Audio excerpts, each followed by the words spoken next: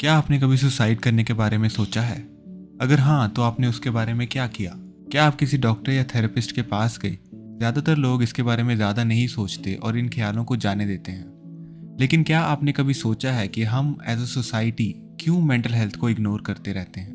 ये ऐसी बात है कि आपको कोविड के सिम्टम्स हों और आप डॉक्टर के पास इसलिए ना जाएं क्योंकि उससे बहुत ज़्यादा लोग नहीं मरते।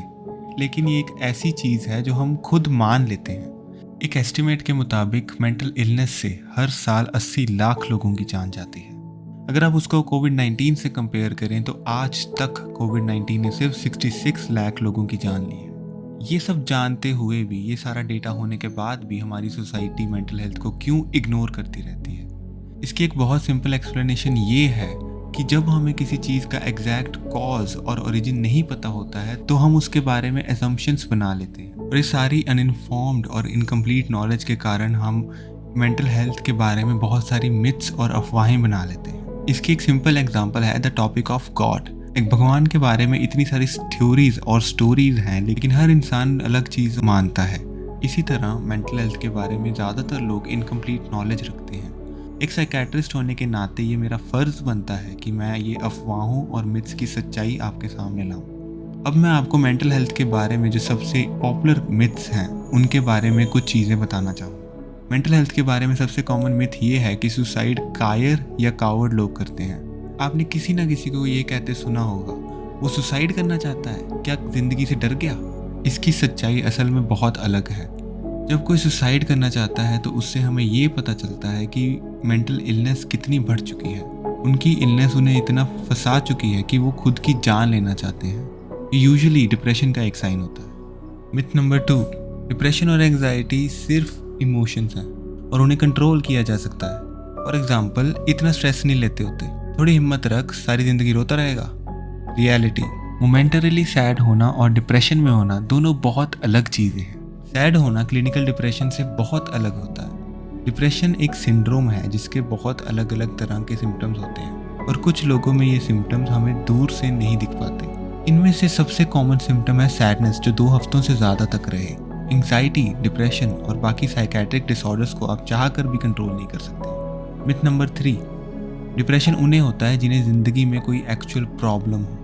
एग्जाम्पल, मेरे पास एक अच्छी जॉब है, मेरी फैमिली और वाइफ मुझे बहुत प्यार करते हैं, मैं कैसे डिप्रेस्ड हो सकता हूँ? मुझे क्या प्रॉब्लम है?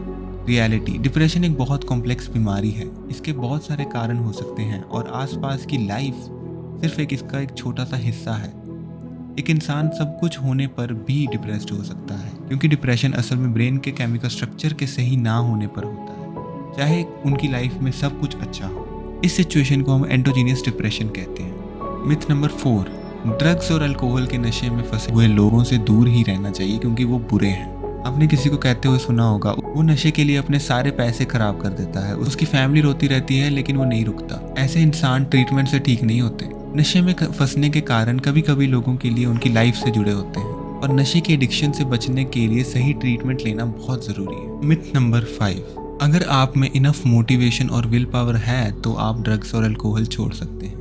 मेरे एक पेशेंट दिन में 2 से 3 बॉटल अल्कोहल रोज पीते थे, और उन्होंने बिना डॉक्टर की सलाह लिए एकदम से अल्कोहल छोड़ दी, और उन्हें तीसरे ही दिन सीजर यानी दौरा आ गया। जब किसी इंसान को किसी चीज़ की एडिक्शन लग जाती है तब एकदम से बिना ट्रीटमेंट के उसे छोड़ देने पर बॉडी पर बहुत बुरा असर होता है, और एकदम से छोड़ देने पर जान को खतरा भी हो सकता है। शरीर को चलते रहने के लिए उस नशे की आदत हो जाती है, और ये एकदम से नहीं ख़त्म की जा सकती।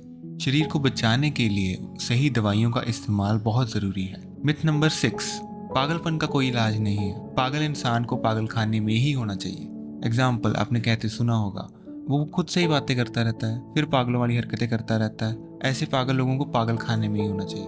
रियलिटी, क्रॉनिक मेंटल इलनेस जैसे कि स्किज़ोफ्रेनिया को सही ट्रीटमेंट की बहुत ज़रूरत होती है। ऐसे पेशेंट्स को हमें समझने की कोशिश करनी चाहिए और उनके ट्रीटमेंट की ज़रूरत को पूरा करना चाहिए। ऐसी कंडीशंस में फंसे लोगों को हम चाहें तो एक नॉर्मल लाइफ जीने में मदद कर सकते हैं। मिथ नंबर 7, अगर कोई डिप्रेशन में हो तो दिख जाता है। एग्जाम्पल, आपने कहते सुना होगा, वो तो बहुत खुश है, डिप्रेशन का है। रियलिटी, अगर कोई बाहर से खुश है तो उसका मतलब ये नहीं कि वो अंदर से भी खुश है। मिथ नंबर 8, मेंटल इलनेस का मतलब डिप्रेशन। एग्जाम्पल, आपने कहते सुना होगा, इसको भी डिप्रेशन हो गया। रियलिटी, साइकेट्रिक डायग्नोस्टिक मैनुअल 70 अलग अलग तरह के साइकेट्रिक डिसऑर्डर्स के बारे में बात करते हैं और डिप्रेशन सिर्फ उनमें से एक है। मिथ नंबर 9, साइकेट्रिक दवाइयाँ एडिक्टिव होती हैं और लोगों को लत लग जाती है। एग्जाम्पल, साइकेट्रिस्ट मुझे नशे की गोलियां देकर मुझे लत लगा देगा। रियलिटी, डिप्रेशन की दवाइयाँ सिर्फ मन को शांत करती हैं और उनकी एडिक्शन नहीं होती है। अगर आपको किसी तरह के साइड इफेक्ट्स दिखते हैं तो अपने डॉक्टर से बात करें। मिथ नंबर 10, मेंटल इलनेस को काउंसलिंग या अच्छे से बातचीत करके ठीक कर सकते हैं। एग्जाम्पल, भाई तो छोटी सी बात के लिए दवाई लेने लग गया, किसी काउंसलर से मिल लेता, मैं भी अच्छी काउंसलिंग कर लेता हूँ, मैं भी थेरेपिस्ट की तरह ही सब समझाता हूँ। इसकी रियलिटी, ये शायद सबसे बड़ी मिथ है कि किसी से बात करने से आप अपनी मेंटल इलनेस से ठीक हो सकते हैं। काउंसलिंग शब्द का इस्तेमाल बहुत गलत तरीके से किया जाता है। इसका मतलब होता है सपोर्टिव साइकोथेरेपी, जिसका असर सिर्फ टेम्परेरी होता है। जैसे दांत में दर्द होने पर पेन किलर लेने से आपका दर्द चला जाता है, लेकिन जब तक आप डेंटिस्ट के पास नहीं जाएंगे वो प्रॉब्लम का कोई इलाज नहीं होगा। सपोर्टिव साइकोथेरेपी सिर्फ एक टेम्परेरी इलाज है जो कुछ देर के लिए आपके मन को शांत कर देता है, लेकिन साइकोथेरेपी की बाकी फॉर्म्स जो ट्रेन्ड प्रोफेशनल्स यूज करते हैं वो आपकी अच्छे से मदद कर सकती हैं, ना कि सेल्फ एक्लेम्ड काउंसलर्स। उसके बाद भी साइकोथेरेपी ट्रीटमेंट का सिर्फ एक हिस्सा है। इन सारी मिथ्स के बारे में बात करने के बाद मैं चाहूँगा कि आप अपने आसपास के लोगों को देखें और समझें कि मे बी उनमें से कोई मेंटली इल है। और अगर आपको या आपके किसी दोस्त या फिर आपकी फैमिली में किसी को मदद की ज़रूरत है तो एक प्रोफेशनल डॉक्टर की हेल्प लें जिसने अपनी लाइफ के 10 से 15 साल इस चीज़ को जानने में किए हैं, ना कि कोई यूट्यूबर, इंस्टाग्राम या फिर self acclaimed counsellor. Thank you.